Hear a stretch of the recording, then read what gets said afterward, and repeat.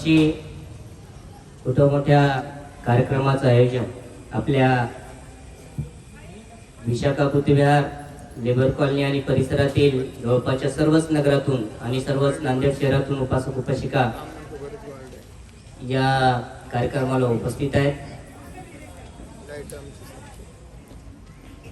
आपल्याला विशेष म्हणजे आज ही भाद्रपद पौर्णिमा आहे.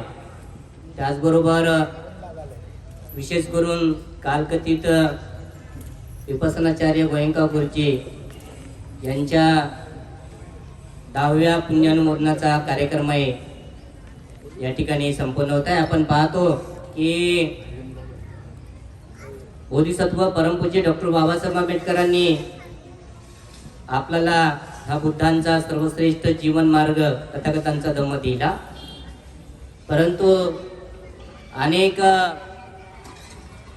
बौद्ध म्हणणाऱ्या म्हणजे बुद्धांचे अनुयायी किंवा डॉक्टर बाबासाहेब आंबेडकरांचे अनुयायी अशा अनुयायांना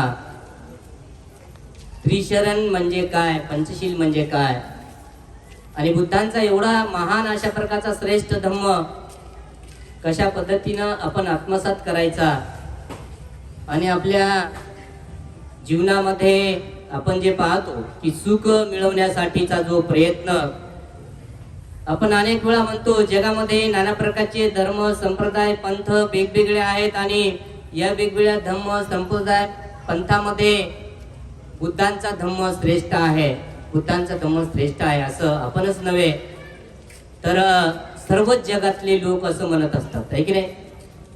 मग जेव्हा बुद्धांचा धम्म श्रेष्ठ आहे तेव्हा आपल्याला नक्कीच त्याचा फायदा झाला पाहिजे, आपल्याला लाभ झाला पाहिजे, आपल्याला हे मनुष्य जीवन श्रेष्ठ बनवता आलं पाहिजे. आणि त्यासाठी आपल्याला बुद्धाने सांगितलेला मार्ग शील समाधी प्रज्ञा हा मार्ग अनुसरावा लागेल. आणि त्यासाठी आपण वेळोवेळी आता सुंदररित्या जिकडे तिकडे मोठ्या प्रमाणामध्ये उपासक उपासिकांना शील कळू लागलेले आहे, चांगल्या प्रकारे शील आचरणामध्ये आणू लागलेले आहेत. त्यानंतर समाधीचा अभ्यासाच्या बाबतीमध्ये मात्र अनेक लोकांच्या मनामध्ये नाना प्रकारचे संभ्रम आहेत. कारण अनेकांना असं वाटू लागलेलं की बोधिसत्व परमपूज्य डॉक्टर बाबासाहेब आंबेडकरांनी आम्हाला तर कुठं समाधी करा, ध्यान साधना करा, विपसना करा असं सांगितलं नाही, असं बऱ्याचशा जणाला वाटते, आहे की नाही, असं बऱ्याचशा जणाला वाटते. परंतु बोधिसत्व आणि बुद्धांची कन्सेप्ट जेव्हा आपण पाहतो, स्वीकारतो बोधिसत्व काय आहेत, तेव्हा आपल्याला हे सर्व व्यवस्थित कळू लागेल बोधिसत्वांचं जीवन काय आहे. आणि बोधिसत्वाने आपल्या जीवनामध्ये आपल्या पारमिता पूर्ण करत करत बुद्धत्वाच्या दिशेने जात जात किंवा सर्वश्रेष्ठ प्रकारच्या जीवनाला अंगीकारत करत आपण हे जे काही श्रेष्ठ जीवन किंवा बुद्धत्वाच्या दिशेने बोधिसत्व जातात, त्यासाठी बोधिसत्वाला नाना प्रकारच्या पारमिता पूर्ण करावं लागतात. त्यामध्ये 30 पारमिता आहेत आणि ते पारमिता पूर्ण करण्यासाठी अनेक जन्म त्यांना वारंवार जन्म घ्यावा लागत असतो. हे तुम्हाला कळायला थोडंसं कठीण जातं, बऱ्याचशा जणाला तर समजतच नाही. बऱ्याच वेळा तर अनेक लोक असं म्हणतात की पुनर्जन्मच आपल्याला सांगितलं नाही, वारंवार जन्म घेणे आणि वारंवार अशा प्रकारचं जे काही कार्य आहे ते करत राहणं हे कसं शक्य आहे असं बऱ्याचशा जणाला वाटतं.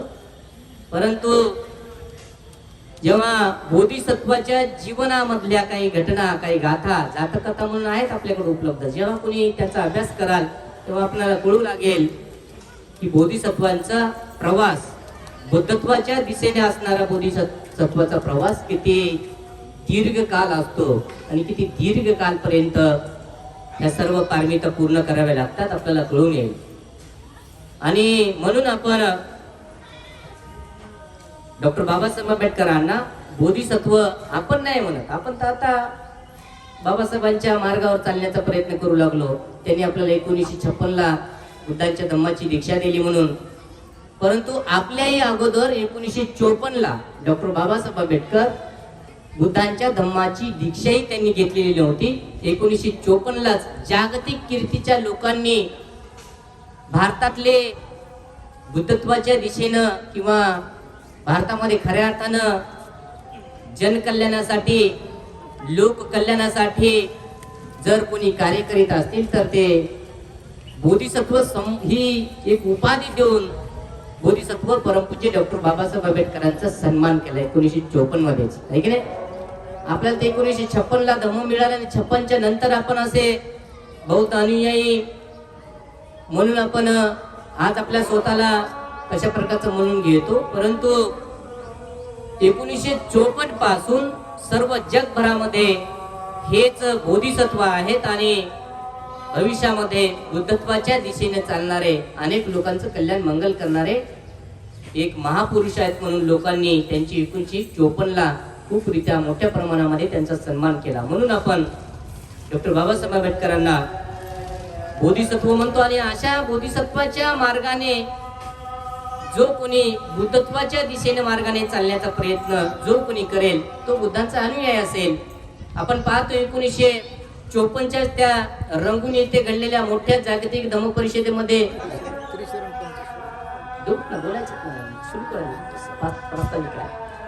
तेव्हा आपण जागतिक बौद्ध धम्म परिषदेमध्ये तिथे एक जागतिक अशा प्रकारची परिषद झाली आणि तिथे 1954 ला गोयंका गुरुजी यांचा संबंध कसा आहे, आपण काय एवढं जिव्हाळ्याच्या प्रकारे आपण काय एवढं त्यांच्याशी एवढं संलग्न आहोत आणि आपण काय कार्यक्रम करतो याचं कळायला पाहिजे ना आपल्याला सर्वांना. काय कारण आहे?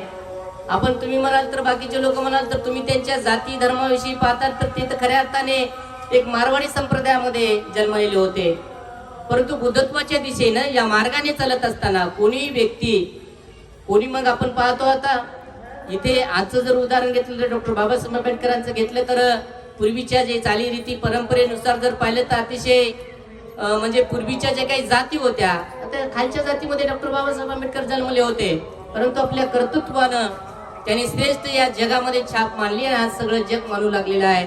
आणि आज सगळं जग कुणालाही पूजत नाही. बुद्धाच्या नंतर सम्राट अशोक आणि डॉक्टर बाबासाहेब आंबेडकरांचं नाव सर्व जगामध्ये घेतलं जाते. का? कारण त्यांनी श्रेष्ठ प्रकारच्या बुद्धत्वाच्या दिशेनं चालण्याचा प्रयत्न, बुद्धत्वाच्या मार्गाने चालण्याचा प्रयत्न केला, बुद्धाला स्वीकारलं. डॉक्टर बाबासाहेब आंबेडकरांनी 1956 ला बुद्धाला स्वीकारलं. त्या आधी पासूनही डॉक्टर बाबासाहेब आंबेडकर खरं वास्तविक पाहता 1936 पासूनच बुद्धांच्या या सर्व मार्गामध्ये म्हणजे बुद्धांचा मार्ग अनुक्रमण करण्यामध्ये डॉक्टर बाबासाहेब आंबेडकर लागलेले होते. त्यानंतर 1954 ला त्यांची आणि गोयंका गुरुजीची रंगून मध्ये भेट झाली आणि त्या पहिल्या 6व्या धम्म संगीतीमध्ये दोघांचा चांगला परिचय झाला. तर डॉक्टर बाबासाहेब आंबेडकर उतरवयामध्ये असताना त्यांची सेवा करण्यासाठी गोयंका गुरुजी होते. तुम्हाला माहित नसेल, एका स्पेशल गेस्टची व्यवस्था करण्यासाठी 1954 ला त्या रंगूनच्या त्या धम्म परिषदमध्ये त्यांचं काम, बाहेरच्या आलेल्या गेस्टचं सुविधा करण्याचं काम, ते काम गोयंका गुरुजीने घेतलं होतं. मी पाहतो आणि त्यांची सेवा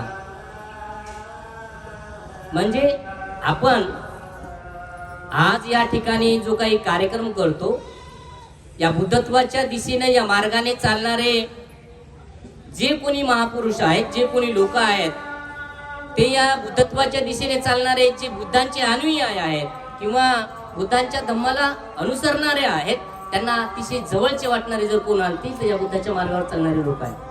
आपले ज्ञातिगण असतील, आपले माता पिता जे कोणी बुद्धाच्या मार्गावर चालत नाहीत त्यांना बुद्धच माहित नाहीत किंवा त्यांना खऱ्या अर्थाने बुद्धाची शिकवणूकच माहित नाही. आपले किती जवळचे नातेगण असो किंवा आपल्या जातीतले असो, धर्मातले असो, जवळचे राहणारे पिणारे असो, त्याला बुद्धच माहित नाहीत. ते या बुद्धत्वाच्या दिशेने या मार्गावर चालत असताना ती कोणी आपल्या जवळचे नातलं होऊ शकत नाही. लक्षात ठेवा. दीर्घ काळापर्यंत या भवचक्रामध्ये, दुःखचक्रामध्ये, लोकचक्रामध्ये, संसार चक्रामध्ये मुक्तीच्या मार्गाने चालायचं असेल तर या मार्गावर जे जे चालणारे वाटसरू आहेत ते अतिशय जवळचे ज्ञातिगण आहेत. हे लक्षात ठेवा. तुम्हाला माहित नसेल म्हणून मी विशेष सांगाल, कारण या मार्गावर चालणारे जे कोणी लोक आहेत ते जवळचे, अतिशय जवळचे ज्ञातिगण आहेत. कारण या मार्गावर चालता असता अनेक वेळा त्यांची भेटा म्हणजे वाटेमध्ये या मार्गावर, तुम्ही माहित आहे एखाद्या मार्गाचा जर विषय घेतला, तुम्हाला आता इथून जर पायी पायी जायचं असेल आपल्या बस स्टँड पर्यंत इकडे रेल्वे स्टेशनला तुम्ही चालू लागले तर सर्वच बस रेल्वे स्टेशनला चालू लागले तुमच्या भेटी होतील वाटेमध्ये, सहजरित्या भेटी होतील. आणि भेटी होताल म्हणताल अरे आपण तर तिथं भेटलो होतो आणि आपण या मार्गाने निघालेत का, अरे आपण तिथं भेटलो होतो आपण या मार्गाने निघालेत का. तशाच प्रकारे या बुद्धत्वाच्या मुक्तीच्या मार्गाने चालत असताना जे जे लोक अशा कुशल कर्मामध्ये, सत्कर्मामध्ये, पुण्यकर्मामध्ये एकत्र येतात त्यांची वारंवार भेट होत असते आणि म्हणून ते जवळचे ज्ञातिगण असतात. तुम्हाला विशेष करून या मुद्द्याचा उल्लेख करून सांगू लागलो. म्हणून आपलं नातं काय आहे, एक मारवाडी समाजामध्ये जन्मलेले गोयंका गुरुजी आज आपल्याला एवढे पूजनीय का वाटतात, आपल्याला आज आदरणीय का वाटतात, कारण त्याचं विशेष मोठं कार्य आहे. डॉक्टर बाबासाहेब आंबेडकरांचा धम्म सुंदररित्या लोकांमध्ये व्यवस्थित आचरणामध्ये आणण्यासाठीचं काम डॉक्टर बाबासाहेब आंबेडकरांच्या नंतर गोयंका गुरुजीने केलं. आणि म्हणून आपण त्यांच्या 10व्या पुण्यानुमोदनाच्या निमित्ताने त्यांचं स्मरण करणं आणि या देशामध्ये बुद्धांचा धम्म अधिकाधिक खोलपर्यंत, अधिकाधिक लोकांच्या मनामनामध्ये बसेपर्यंत हे जे कार्य आहे डॉक्टर बाबासाहेब आंबेडकरांच्या धम्मक्रांतीचं कार्य आणि कालकथित विपसनाचार्य गोयंका गुरुजींचं विपसनाच्या माध्यमातून चाललेलं कार्य आज आपल्या सर्वांनाच नितांत आवश्यकता आहे की विपसना करून या कार्याला आपणही पुढे पुढे चालायचं आहे. मी हे प्रस्तावित करत आहे, बोलायचं राहिलेलं अजून. बंतीजींना काही गडबड आहे, थोडंसं जायचं आहे त्यांना थोडंसं बाहेर. बंतीजी आपल्याकडे अजून प्रवचन द्यायला येणार आहे आणि थोडंसं प्रस्ताविक म्हणून आपल्याला 2 शब्द ऐकता आले पाहिजे या निमित्ताने आपण हे थोडंसं बोलत होतो. आपण कोणत्याही कार्याला तुम्हाला माहित आहे, आपण सर्वांनाच माहित आहे की कोणतंही धार्मिक कार्य करण्यासाठी दानाची आवश्यकता असते. दानावर सर्वच काही चाललेलं आहे. आजपासून नाही, आपण आज तर हे छोटे मोठे कार्यक्रम करत आहोत. बुद्धांच्या काळापासून ज्यांच्या पाठीमागं आरत असणारे हजारो भिक्षू होते, तथागतांच्या पाठीमागं, तथागत सम्यक संबोध असताना त्यांच्या पाठीमागं हजारो भिक्षू आरत असणारे होते, दुःखातून मुक्त झालेले हजारो भिक्षू होते. आणि मग तेवढ्या हजारो भिक्षूंचं भोजनदानाची व्यवस्था, चिवरदानाची व्यवस्था, सर्व राहणाऱ्या म्हणजे निवासाची व्यवस्था तेव्हाच्या उपासक उपासकांनी केलेली आहे. म्हणून ती श्रेष्ठ प्रकारची परंपरा आपण आज जतन करण्याचं काम या ठिकाणी सातत्यानं गेल्या अनेक वर्षापासून बुद्धांच्या म्हणजे त्यांनी बुद्धत्व प्राप्त केलं आणि महापरिनिर्वाण झालं तेव्हापासून भिक्खू संघावर ही मोठी जबाबदारी आहे आणि जबाबदारीनं भिक्खू संघ हे कार्य पुढे करत आहे. बोधिसत्व परमपूज्य डॉक्टर बाबासाहेब आंबेडकरांच्या धम्मक्रांतीला खऱ्या अर्थाने पुढे नेण्याचं काम आज वर्तमान काळातील भिक्खू संघ आपापल्या परीने कार्य करत आहे. तेव्हा या कार्यक्रमाला उपस्थित असणारे विशेष करून सर्वच जे काही उपासक उपासिका आहेत, काही हिंगोलीहून महिला मंडळ आलेले आहेत. अनेक मला नगराचं जरासं डिटेल सांगाल तर बरं होईल. सगळ्याच नांदेड शहर परिसरातून महिला मंडळ इथं उपस्थित आलेल्या आहेत. नाना प्रकारच्या सर्वच नगरातून, पुण्यात नांदेडच्या जेवढे नगर आहेत तेवढ्या नगरातून एक दोन उपासिका इथं आलेले आहेत. आणि ती सुंदररित्या धार्मिक कार्यक्रमाचं आयोजन या ठिकाणी आज होत आहे. तेव्हा छोटेखानी आपण संघदान म्हणून छोटंसं संघदान आपण या ठिकाणी करणार आहोत. अधिकचं पुढेही आपल्याला 31 ऑक्टोबरला मोठा कार्यक्रमाचं आयोजन करायचं आहे. रात्रभर महापरित्राण पाठ आणि दिवसभर प्रवचनाचं कार्यक्रमाचं आयोजन करायचं आहे. तेव्हा हा अगदी छोटा कार्यक्रम, पौर्णिमा, भाद्रपद पौर्णिमा आणि कालकथित विपसनाचार्य गोयंका गुरुजी यांच्या पुण्यानुमोदनाचा कार्यक्रम म्हणून छोटं संघदान या ठिकाणी. संघदानासाठी म्हणून विपसनाचार्य आहेत कालकथित झालेले गोयंका गुरुजी आणि त्यांच्यासाठी आपण काहीतरी दान दिलं पाहिजे म्हणून दीपक पगारे सर मनमाडला असतात. मनीषाताईंनी त्यांना संपर्क साधला, मनीषाताई गायकवाड, आणि त्यांनी या कार्यामध्ये आमचंही दान असलं पाहिजे म्हणून 5,000 रुपये एका चिवरदानासाठी मनमाडून पाठवले. तेव्हा हे चिवरदान विशाखा महिला मंडळ आणि विशाखा बुद्धिविहार समितीतील सर्व सदस्यगण आणि विशाखा महिला मंडळ घेऊन विपसनाचार्य असणाऱ्या भिक्षूंना दिलेलं बरं होईल, आहे की नाही. विपसनाचार्य आचार्यांचं पुण्यानुमोदन आहे. विपसनाचार्य एका ग्रस्त उपासकांनी विपसनाचार्यांनी पाठवलेलं आहे आणि मी आहे स्वीकारण्यासाठी, आहे की नाही. म्हणून हे दान विशाखा महिला मंडळ आणि विशाखा बुद्धिविहार समितीतील सर्व सदस्य येऊन या ठिकाणी दान चिवरदान देतील. या